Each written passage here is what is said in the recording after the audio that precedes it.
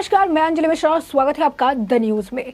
कांग्रेस के नेता दिग्विजय सिंह ने आज भारत जोड़ो यात्रा के दौरान सर्जिकल स्ट्राइक पर सवाल खड़े किए। उन्होंने कहा कि केंद्र की सरकार ने कहा कि सर्जिकल स्ट्राइक हुआ है, आखिर इसका क्या प्रमाण है। यही नहीं, दिग्विजय सिंह ने इसके बाद अपने ट्विटर हैंडल पर ट्वीट भी किया, जहां उन्होंने छोटा सा अपना एक वीडियो क्लिप साझा किया, जिसमें उन्होंने लिखा कि पुलवामा हादसे में आतंकियों के पास 300 किलो RDX कहां से आई? Question mark. Devendra Singh DSP आतंकवादियों के साथ पकड़ा गया, लेकिन फिर क्यों छोड़ा गया? Question mark.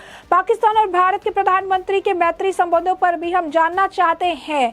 तो ये जो इनकी तरफ से ट्वीट किया गया और जिस तरीके से सेना के ऊपर सवाल खड़े किए गए हैं, इसे लेकर कांग्रेस को कड़ा एक्शन लेना चाहिए था, लेकिन कांग्रेस तो इनका साथ देती नजर आ रही है और दिग्विजय सिंह के बयान को ढकती नजर आई। वहीं बीजेपी इस पर काफी आक्रामक नजर आई और बीजेपी ने दिग्विजय सिंह के बयान को लेकर कांग्रेस को पाक परस्त पार्टी तक बता दिया।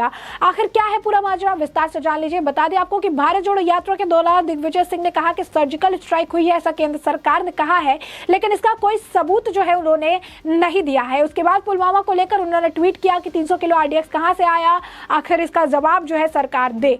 जिसके बाद इनके ट्वीट को कोट करते हुए कांग्रेस के नेता पवन खेड़ा ने लिखा, सवाल मोदी सरकार से है, बिना हमारी वीर सेना के पीछे छिपे मोदी जी जवाब दे। पुलवामा में RDX कैसे पहुंचा? DSP दावेदार सिंह को बिना जांच क्यों छोड़ दिया गया? मोदी जी पाकिस्तान के साथ कैसा रिश्ता है कि आप ISI को पठानकोट बुला लेते हो? Question mark. इसके बाद बीजेपी इस पर सवाल रखकर नजर आई।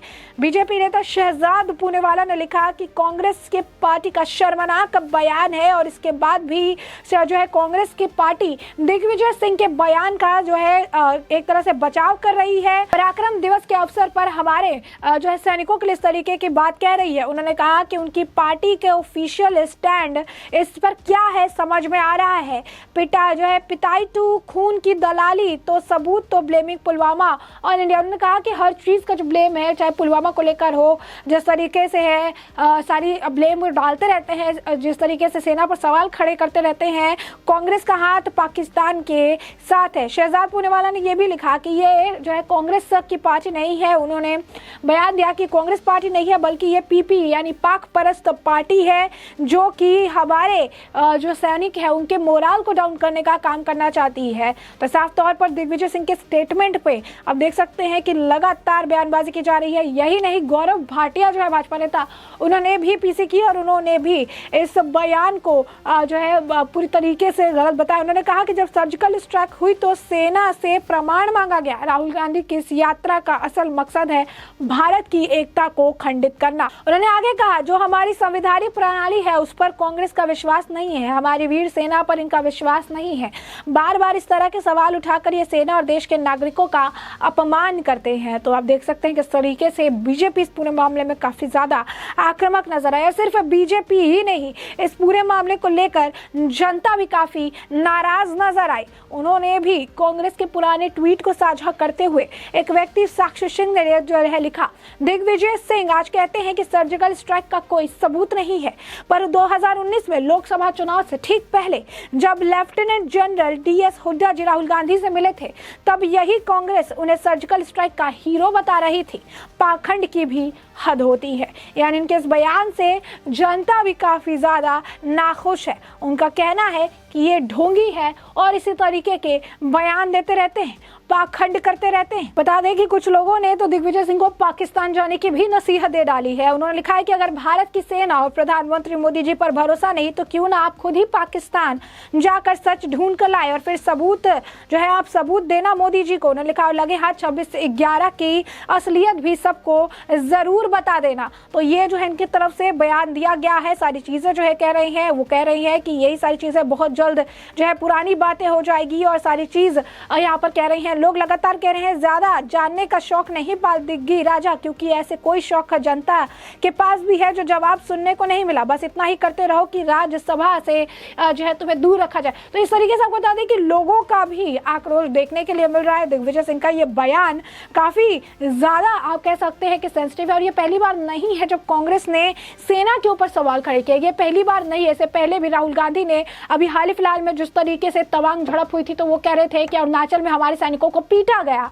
तो ये शब्द का इस्तेमाल है हमेशा से, जब बात पाकिस्तान की आएगी, जब बात चीन की आएगी, तो हमेशा से कांग्रेस का यही रुख रहा है, हमेशा से अपने सैनिकों पर सवाल खड़े करना, भारतीय सैनिकों पर सवाल खड़े करना, सैनिकों के मामले को लेकर राजनीतिकरण करना, इसका मुद्दा बनाना, इस पर टिप्पणी करना। तो इस तरीके के बयानबाजी जो है हमेशा से कांग्रेस करती रही है। राहुल गांधी है जो तवांग झड़प में कह रहे थे, सारी दुनिया ने वीडियो में देखा कि किस तरीके से भारतीय सैनिकों ने चीनी सैनिकों को भगाया, लेकिन एक अकेले राहुल गांधी थे जो प्रेस कॉन्फ्रेंस करके कहते हैं कि तवांग में हमने देखा कि किस तरीके से हमारे सैनिकों को मारा जा रहा था, पीटा जा रहा था, जिसके बाद उनके इस बयान पर भी बीजेपी काफी कड़ा रुख अपनाती नजर आए थे और उनके ही नक्शे कदम पे कांग्रेस के बाकी सभी नेता भी चलते नजर आ रहे।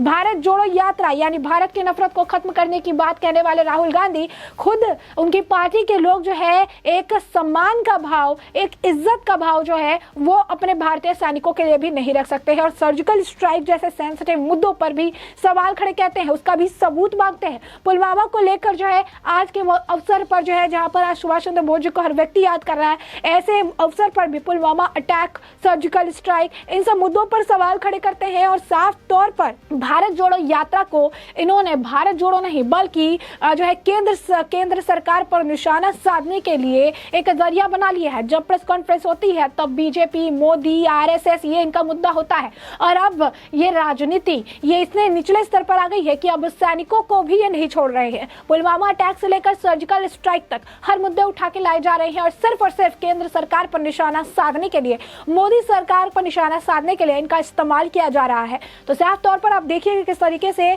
जहां कांग्रेस को एक स्टैंड लेना चाहिए क्योंकि बात सैनिकों की है और वो सैनिक कांग्रेस, बीजेपी, आम आदमी पार्टी में कोई डिफरेंशिएट नहीं करती है, वो सबका आप कह सकते हैं कि सबको सुरक्षा प्रदान करती है, प्रोटेक्ट करती है और ऐसे में ये ऐसे एक सेंसिटिव मुद्दे पर भी राजनीति करने से पीछे नहीं हट रहे हैं और कांग्रेस को जहां स्टैंड लेना चाहिए वहां पर कांग्रेस दिग्विजय सिंह के बयान पर जो है पर्दा डालने का प्रयास कर रही है। एक तरफ से साइड नहीं कट रही बल्कि उसका समर्थन कर रही है, सवाल कर रही है। पवन खेड़ा जैसे नेता पूछ रहे हैं कि हाँ ये जो सवाल कर रहे हैं इस पर आप भी जवाब दीजिए, मोदी जी से जवाब मांगा जा रहा है।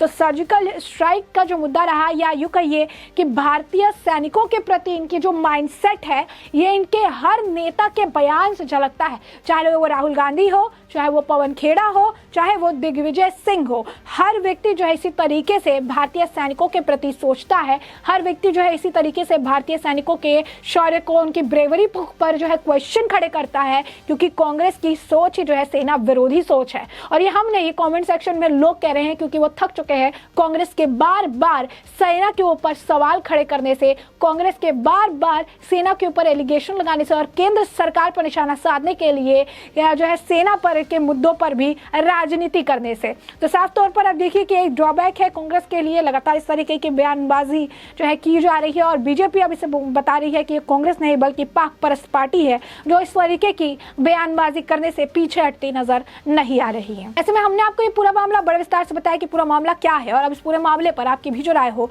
हमें कमेंट सेक्शन में कमेंट करके जरूर साझा करें। धन्यवाद।